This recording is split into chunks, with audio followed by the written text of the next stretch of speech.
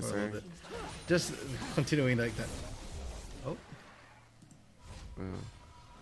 All right, I think we're back. Sorry about that, everyone. We just, I believe we just went down in a little bit. We're back, though, and, I mean, game state is still relatively the same. Taking a look at the gold, about 4K difference, 4 to 5 in terms of kills, but Farmingdale still very much in the lead. Yeah, and, you know, we kind of missed quite a bit there. We saw all the turrets, you know, kind of going down.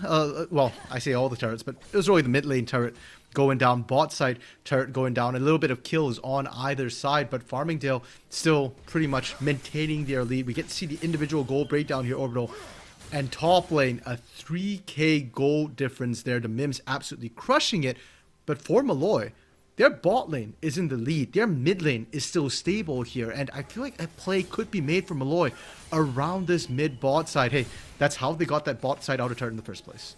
But the question that, of course, brings to mind is, are you actually going to pit that bot lane against the powerhouse of the Mins and Terrence, where Terrence has already been found? Terrence is now going to try and run away. Marbles was on that side. Great spell shield to not get knocked up because that could have been death. And it is going to force the back out from Farmingdale. Tazo getting up in their face, getting ready for that fight. Meanwhile, Bosun in the mid lane just farming away. Froggy in the top side as well. Both of these, well, I keep wanting to say attack damage carries. They're not AD carries. These marksmen are free farming here. And Orbital, you said you want to see them, you know, do something here. The longer you don't see them do something, the scarier they actually get for when they do pop off. Definitely agree with that one, but Demins is going to be on this route and realize that the fear is there. Jump in a little bit. Okay. With that, Zanya's, though, it means that there's no extra damage, and because of that, it's now traded into a dangerous spot. The exhaust going to do no more than just wait it out, and now Marbles is on their own. A couple auto attacks left, but they still don't get the kills, and everyone lives on Farmingdale's side. Reno.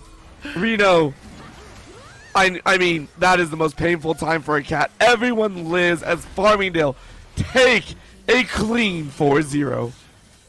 And I've got a question for Observer. Why you always got to do Yuumi dirty like that, man? Every time Yuumi's on their own, just, you know, getting surrounded by people. Because that's what Yuumi deserves.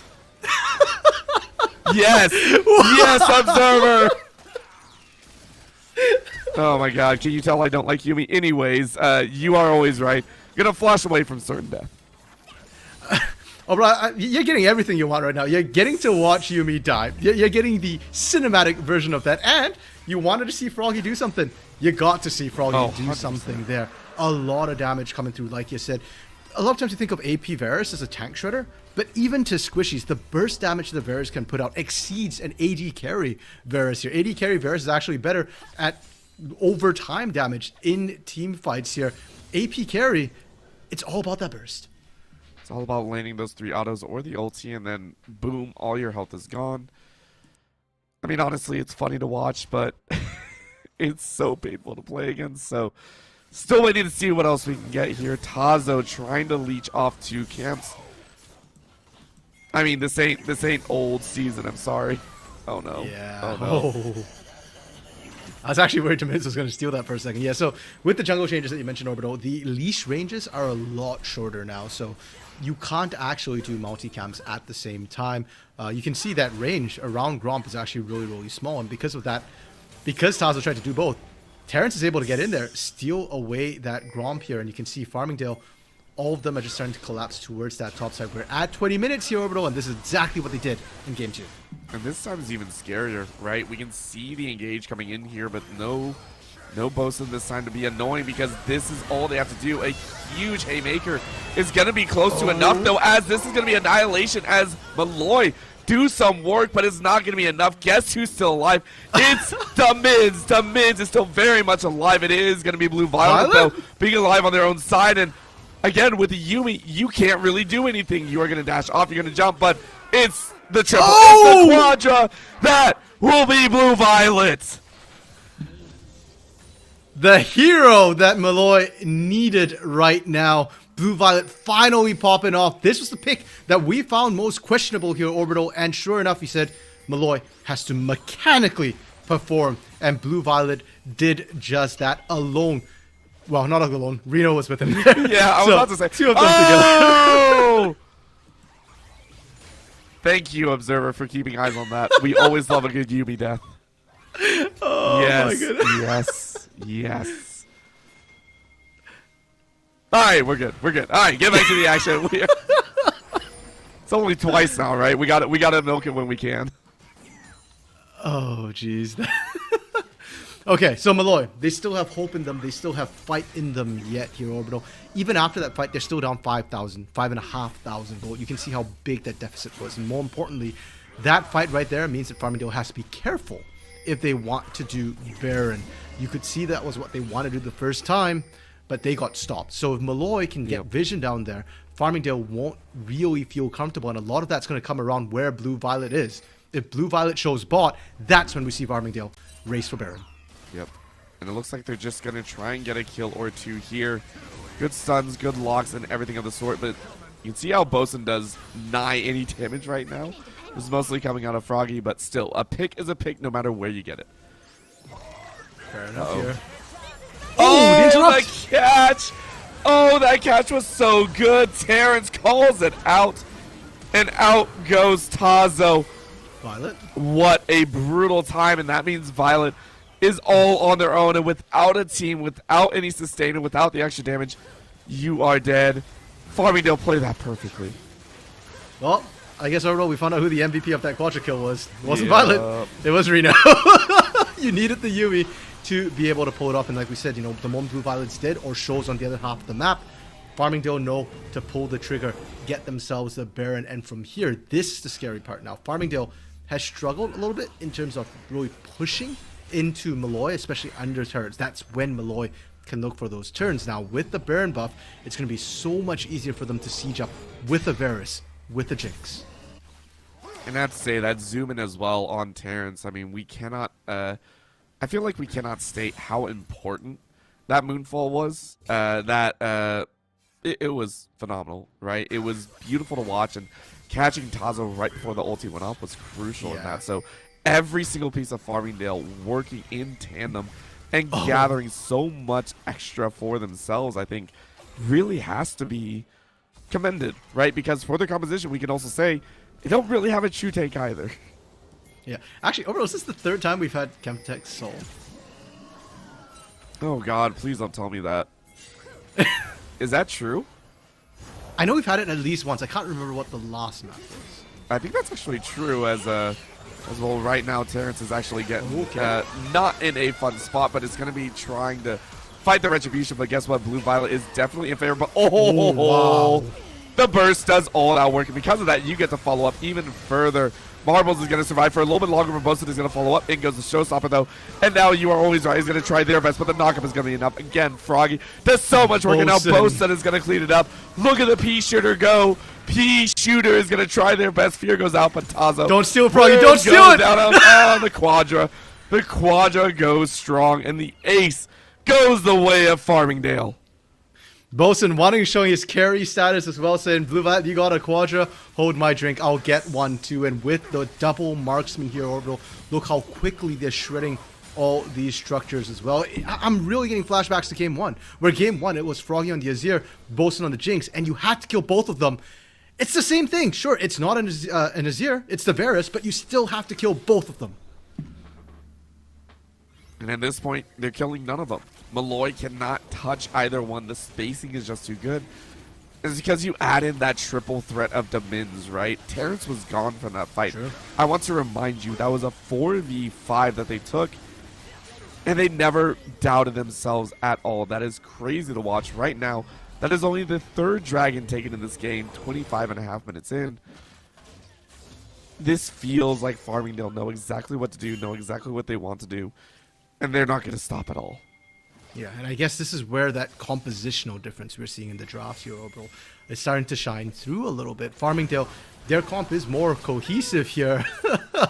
And actually, wait, that pick, can they end off of that? I mean, they can. I think if no one gets back in time, look how slow it is. It isn't going to be the end, though. They're actually going to go for the bot side. It's a little bit more safe. It's a little bit more appropriate, but because of that, Blue Violet is going to stay up top side.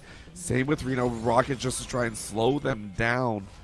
and it does do the job appropriately. Because of that, they have a chance. Because of that, Terrence is going to go in, Okay. get a double knock up, and they're going to try and slaughter. In goes the showstopper just to bring him out a little bit further, but they did the job. Blue, Violet, and Reno get back too late, and that'll be another kill for them. Oh, if they get another kill, it is game. By the time Marbles comes out, it won't be enough. They're diving. Oh, they are diving because they know they can. Blue Violet is going to try and chase. Out goes the Chain of Corruptions. It misses, but it is going to be enough. Another piercing arrow allows the Mins to take that kill, and it feels like it is all over. The wind wall does so much, and it is Farmingdale to take it home. 3-0 for them. To a certain degree, not even close. Farmingdale dominated game 2 and game 3 here. It felt like game 1 a little bit rough as a start, but they turned it around in Orbital. We said at the beginning of this game, Farmingdale, ECC champions, not just ECC champions, but ECC champions without dropping a game. A perfect season for the team. Welcome to absolute domination is all we can say. Farmingdale gave us a moment and just showed us what perfection looks like, right? I'm sure the amount of games won would be even higher if they played their semifinals, but no matter what, they took it to town. Such an amazing job, and I know they said at the beginning that they're trying to finish this so quickly because their facility actually shuts down very quickly, so we are going to go to a very, very quick break, try and grab that interview before they have to leave. Please do not go anywhere.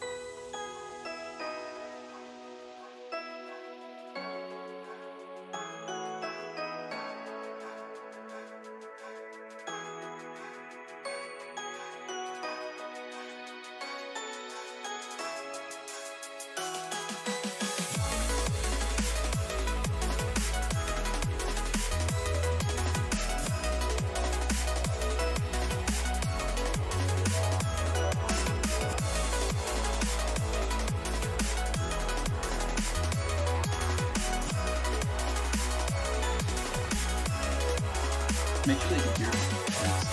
Well, he's gonna tell us in a second. You good?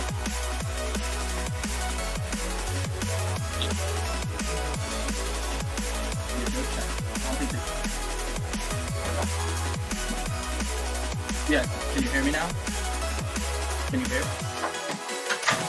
I don't think they can hear us. Can you hear me?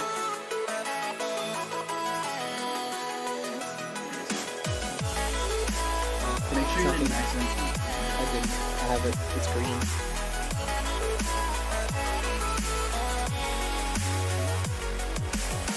It's also my phone there, so.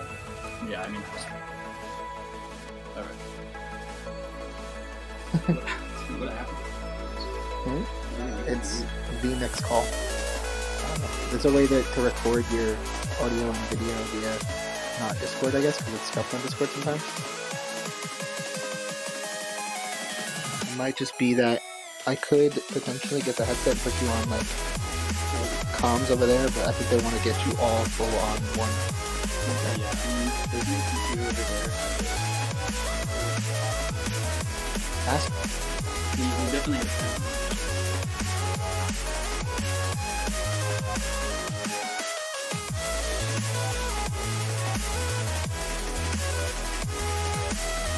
Can they hear? You'd be responding to her.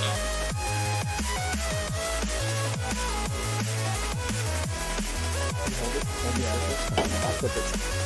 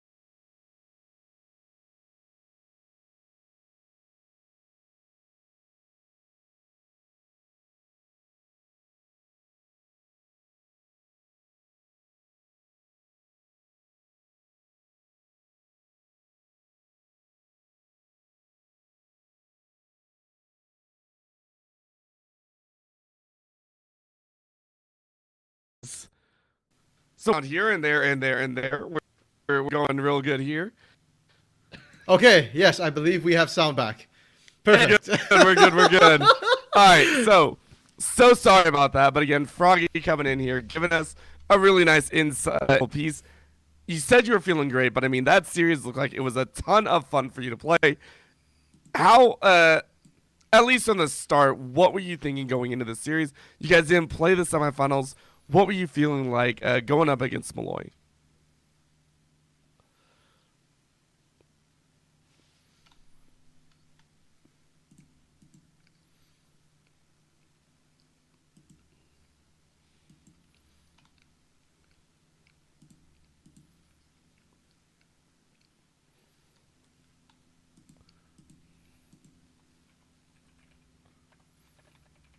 Yeah, I definitely agree with that. I especially think back to that game one. Your Azir Froggy was mind blowing the way you were carrying those fights. I still remember the moment you guys turned that game on that dragon as well off your Shurima shuffle. But before we get to you turning the game, we've got to get to how you guys got into that state. Because game one looked a little bit dicey for y'all. What happened in that game one?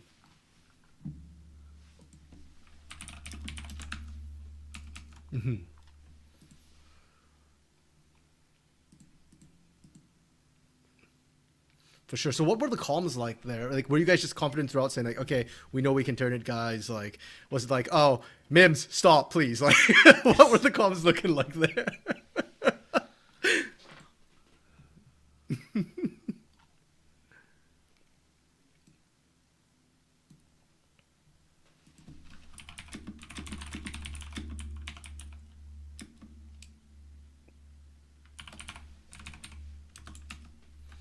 Yeah, no, definitely. I think that, like we said, that was the fight that really felt like it changed everything for you guys for this entire series here.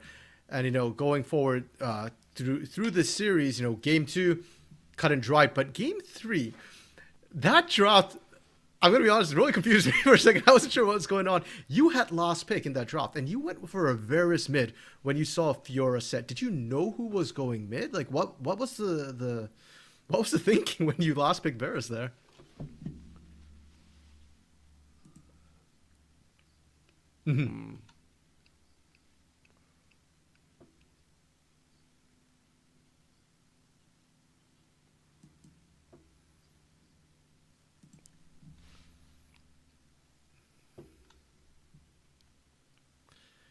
Fair enough. You did do that. I mean, did die once or twice in lane there against the Fiora.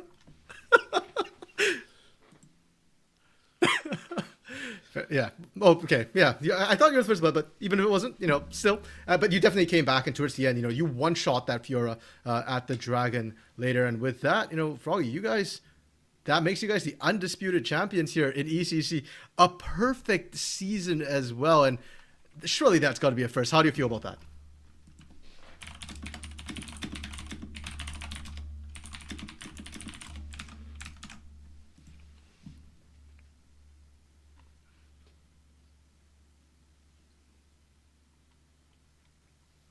Alrighty, well, let's hope to see even more. Any final shout-outs that you would like to give, Froggy? I mean, your teammates played exceptionally well, so did you. Anyone that you want to give a lot of props to, anyone that you want to give some unbridled respect over towards?